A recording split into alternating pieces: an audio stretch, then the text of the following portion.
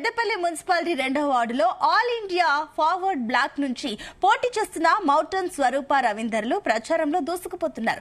పేద కుటుంబంలో పుట్టిన మాకు పేద ప్రజల బాధలు తెలుసని అన్నారు. వారి సమస్యలను తీర్చడానికి, ఆపదలో ఆదుకోవడానికి 24 గంటలు స్థానికంగా అందుబాటులో ఉంటామని చెబుతున్న మౌటన్ స్వరూప రవీందర్ దంపతులతో మా ప్రతినిధి Raju Patel face to face. Peddapalli municipality పరిధిలో ఉన్నటువంటి 2వ వార్డులో ప్రచారం చాలా జోరందుకుంది. సో అభ్యర్థులు కూడా చాలా పోటాపోటీ ప్రచారం చేస్తున్నారు. సో ఆల్ ఇండియా ఫార్వర్డ్ బ్లాక్ నుంచి వస్తున్నటువంటి మౌటన్ స్వరూప రవీందర్ దంపతులు ప్రస్తుతం మనతో ఉన్నారు. ఎందుకంటే పేదరికంలో పుట్టినటువంటి మౌటన్ రవీందర్ ప్రజా సేవ చేయాలనేటువంటి ఉద్దేశంతో ఈసారి కౌన్సిలర్ గా తన భార్యకు సంబంధించినటువంటిది రిజర్వేషన్, మహిళకు ఎస్సీ రిజర్వ్ కావడంతో కూడా తన భార్యను బరిలో దింపారు. ప్రస్తుతం మనతో మాట్లాడడానికి మౌటన్ రవీందర్ ఉన్నారు. సో రవీందర్, మీకు ప్రధానంగా ఇప్పుడు రాజకీయాల్లోకి వచ్చి ఈ కౌన్సిలర్ గా పోటీ చేయాలనే ఆలోచన ఎందుకు వచ్చింది? ఒకవేళ మీరు కౌన్సిలర్ కనుక అయితే సో ఎలాంటి అభివృద్ధిని మీరు ఈ 2వ వార్డులో చేయనున్నారు? ముందుగా పెద్దపల్లి ప్రజలకు నా నమస్కారాలు, 2వ వార్డు ప్రజలకు ధన్యవాదాలు తెలుపుకుంటూ, ముఖ్యంగా కాంగ్రెస్ పార్టీ 2వ వార్డు నుండి ఇంతకుముందు కౌన్సిలర్గా 2 సార్లు చేసినటువంటి వ్యక్తులకు టికెట్ కేటాయించింది. ఆ వ్యక్తులు మొన్నటి 6 నెలల క్రితం జరిగినటువంటి సుగ్లాంపల్లి హత్యలో ఒక ముగ్గురిని హత్య చేసిన వ్యక్తులు. వాళ్ళు ముగ్గురు అన్నదమ్ముల మీద రౌడీ షీటర్ ఓపెన్ చేయబడింది. అటువంటి వ్యక్తులకు కాంగ్రెస్ పార్టీ, అధికారంలో ఉన్నటువంటి పార్టీ టికెట్ కేటాయించింది. రౌడీ షీటర్లకు టికెట్ కేటాయించినారు.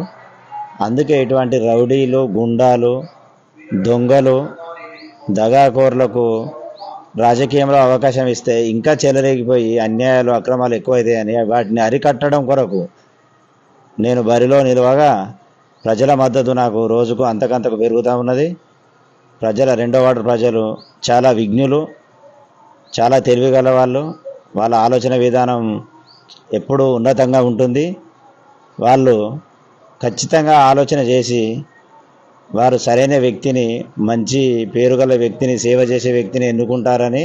సో మీకు ప్రధానంగా బీఆర్ఎస్ పార్టీ నుంచి అయితే గతంలో పోటీ చేసి కౌన్సిలర్ ఉన్న వ్యక్తి ఉన్నారు. కాంగ్రెస్ పార్టీ నుంచి ఇంత ఉన్నట్టు గతంలో ఇటీవల కాలంలో మర్డర్ చేసి వచ్చిన వ్యక్తులు ఉన్నారని చెప్పారు. అంటే అంత బలమైనటువంటి వాళ్ళకు బ్యాక్గ్రౌండ్ ఉన్నటువంటి మీరు, సో పేద కుటుంబం నుంచి వచ్చిన మీరు వాళ్ళని ఏ విధంగా ఎదుర్కోబోతున్నారు? అంటే మీకు ఒక రకంగా చూస్తే అధికార బలం లేదు, ధనబలం లేదు. సో మరి ఇంత కాన్ఫిడెంట్ తోటి, ధైర్యంతో మీ భార్యను నిల్చునబెట్టి మీరు ఏ విధంగా ప్రజల ముందుకు వెళ్తున్నారు? 10 సంవత్సరాలు ఒకే వ్యక్తికి, ఒకే కుటుంబానికి ప్రజలు అవకాశం ఇచ్చారు. ఆ అవకాశాన్ని వాళ్ళు వాళ్ళ బిజినెస్ పరంగా, వాళ్ళ వాడక పరంగా వాళ్ళు వాడుకున్నారు. కానీ వాడలో ఎలాంటి అభివృద్ధి చేయలేదు. ప్రధాన సమస్య డ్రైనేజీ సమస్య, అదేవిధంగా సీసీ రోడ్లు. ఎక్కడికక్కడ సీసీ రోడ్ల సమస్యలు ఉన్నాయి, రోడ్ల సమస్యలు ఉన్నాయి. ఆ పక్క గల్లీ నుండి ఈ పక్క గల్లీకి రావాలంటే మధ్యలో చిన్న చిన్న గల్లీలు ఉంటాయి. ఆ గల్లీలను కూడా కౌన్సిలర్ క్యాండిడేటే కబ్జా చేసి ఆయన భూమి కాజేసిండు. అటువంటి విషయాలు కోకొల్లలు ఉన్నాయి. అదేవిధంగా ఎవరైనా ఫోన్ చేస్తే, ఏదైనా ఆపద వచ్చింది అని ఫోన్ చేస్తే ఆయన రెస్పాండ్ కాకపోవడం, అదేవిధంగా వాళ్ళ అరాచకాలన్నీ చాలా పెద్ద మొత్తంలో ఉన్నాయి. అలాంటి అరాచకాలకు పై తిరగబెడితే జనాలు కూడా వాళ్ళకు మోటివేషన్ చేస్తుంటే, నీ అటువంటి వ్యక్తి ఉండాలి, నువ్వు 24 గంటలు ఎప్పుడు ఫోన్ చేసినా కానీ స్పందిస్తావు. పోలీస్ స్టేషన్ కానీ, అదేవిధంగా విద్య కానీ, వైద్యం కానీ, ఏదైనా ఫీజుల విషయంలో కానీ, ఇంకేదైనా పంచాయతీ విషయాలలో కానీ ఎలాంటి చిన్న సమస్య వచ్చినా నువ్వు 24 గంటలు మాకు అందుబాటులో ఉంటావు. నీ అటువంటి వ్యక్తుల సేవలు మాకు కావాలని మా 2వ వార్డు ప్రజలు వాళ్ళు కోరుకున్నారు. నువ్వైతేనే అతనికి ధీటుగా ఎదురుగా నిలబడగలుగుతావు, నీ దగ్గర వాయిస్ ఉంది, విద్యావంతుడివి. వాళ్ళు విద్యలో ప్యూరు, 2-3 తరగతి చదివిన వ్యక్తులు, వాళ్ళకు విద్య అనేదే లేదు. నువ్వు ఒక విద్యావంతునివి, BA క్యాండిడేటు, నువ్వు అన్ని రకాలుగా కూడా తగిన వ్యక్తివి. నీ వల్ల మా వార్డు బాగుపడుతుందని వాళ్ళు నన్ను ముందుకు నిలబెట్టారు. సో మీ వార్డు పైన మీకు సంపూర్ణ అవగాహన ఉందా? ఎలాంటి సమస్యలు ఉన్నాయి? ఆ సమస్యల పరిష్కారం కోసం, అభివృద్ధి కోసం మీరు ఏం చేయబోతున్నారు? మా వార్డులో చాలా విపరీతమైన సమస్యలు ఉన్నాయి. ఇంతవరకు ఇక్కడ రేషన్ డీలర్ లేడు. 2.5 కిలోమీటర్లు పోయి రేషన్ తెచ్చుకోవాలి. అదొకటి ప్రధాన వాడలో సమస్య. ప్రధానంగా ఏమేమి కాలనీలు ఉన్నాయి పేర్లు? మా వాడలో ఒడ్డెర కాలనీ ఉంది, వాళ్ళకు రోడ్డు లేదు. ఆ రోడ్డును కూడా వాళ్ళకు ఏ రకంగా చేయాలి, ఎట్లా చేయాలనేది వాళ్ళకు ఆ సమస్య వివరించి చెప్పడం. వాళ్ళు మెయిన్గా రైల్వే ట్రాక్ దాటిపోవాల్సి వస్తుంది. అదేవిధంగా జంగాల కాలనీ ఉన్నది, బెడపుడిగ జంగాల కాలనీ. అందులో రోడ్డు సమస్య, డ్రైనేజీ సమస్య విపరీతంగా ఉన్నది. అదే విషయంగా దోమల బెడద బాగా ఎక్కువ ఉంటుంది ఇక్కడ. రోడ్డు సమస్యలు కూడా చాలా బాగున్నాయి.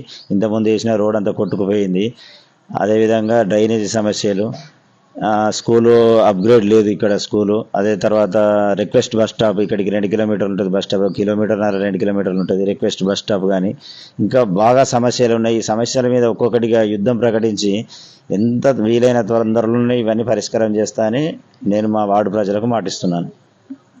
సో ఇది ఎందుకంటే ఇటు తన ప్రత్యర్థులు ఇద్దరు కూడా, అంటే అధికార కాంగ్రెస్ పార్టీ నుంచి ఉన్న వాళ్ళు ఇటీవల హత్యలు చేసి వచ్చిన వాళ్ళు, అటు బీఆర్ఎస్ పార్టీ నుంచి ఉన్న వాళ్ళు, గతంలో 2 సార్లు కౌన్సిలర్గా బలమైనటువంటి రాజకీయ అనుభవం ఉన్నటువంటి వ్యక్తి. అంటే ఇద్దరు ప్రత్యర్థులను ఎదుర్కొంటూ సామాన్యమైనటువంటి పేదరికంలో పుట్టినటువంటి మౌటం రవీందర్ తన భార్య స్వరూప ద్వారా ఈసారి కౌన్సిలర్గా బరిలోకి దిల్చి వాళ్ళని ఎదుర్కొంటాను.